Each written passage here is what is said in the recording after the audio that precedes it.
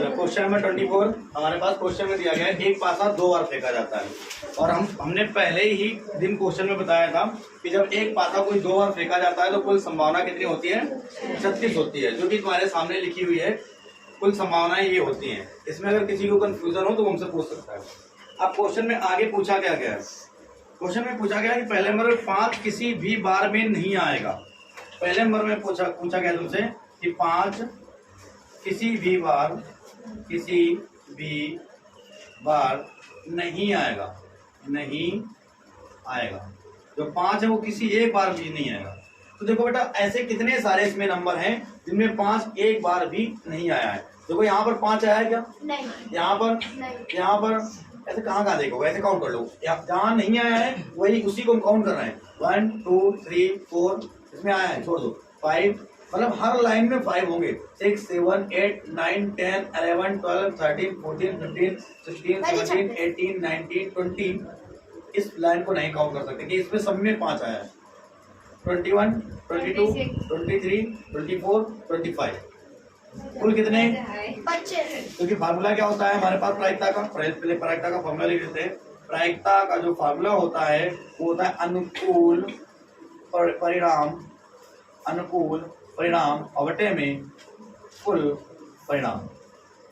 अब यहाँ पर अनुकूल परिणाम कितने मिले? 25। टोटल कितने थे? 36। तो पहले का आंसर तुम्हारा आ गया। सेकेंड नंबर क्वेश्चन जिसको समझ रहा है वो पूछ सकता है 5 किसी भी बार नहीं आना है तो ऐसे तुम्हें ब्रैकेट्स को काउंट करना है। कुल 25 ही ब्रैकेट मिलेंगे। अगर किसी को समस्या हो पूछ सकता है। सेकेंड में क्या पूछा गया है कि 5 कम से कम एक बार आएगा। 5 कम से कम एक बार आएगा। 5 कम से कम एक बार आएगा। तो 5 कम से कम एक बार आएगा तो मतलब क्या? कम से कम एक बार तो आना ही चाहिए। 5 कम से कम एक बार आना ही चाहिए।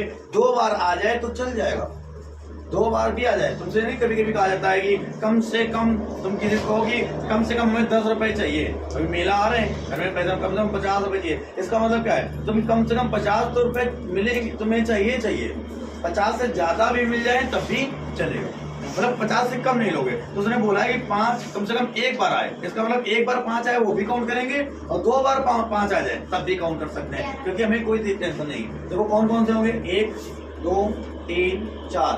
ये 4 में 5 एक बार आए, 5 6 7 8 9 10 और ये 11। कुल हो जाएंगे कितने? 11 ऐसे जिनमें 5 आया है, चाहे वो एक बार आया हो चाहे 2 बार आया हो, और हमें 5 वाले ही चाहिए थे। कुल कितने? 36 में से। तो आंसर क्या आएगा? 11/36। कोई दिक्कत है? क्वेश्चन थोड़ा सा सत्य और असत्य का है, उसको ही बताना है।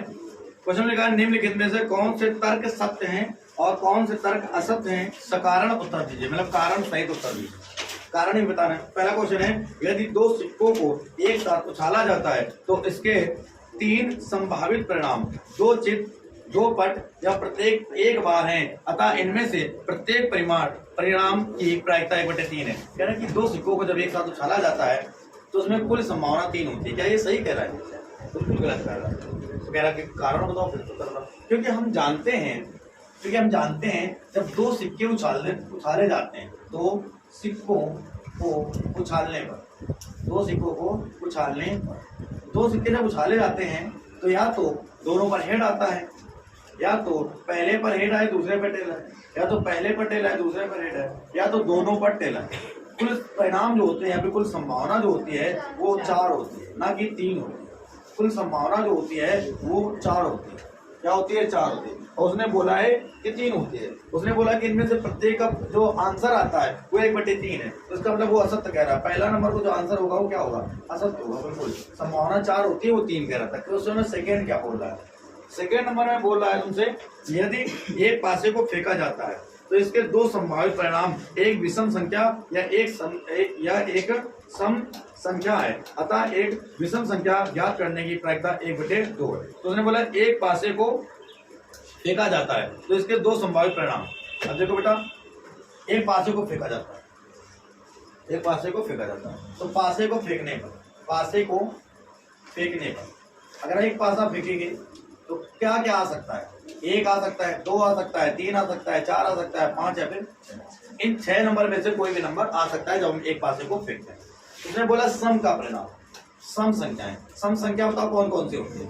सम संख्या कौन कौन सी होती है? तो 2 और 4 और 6। विषम संख्या कौन कौन सी होती है?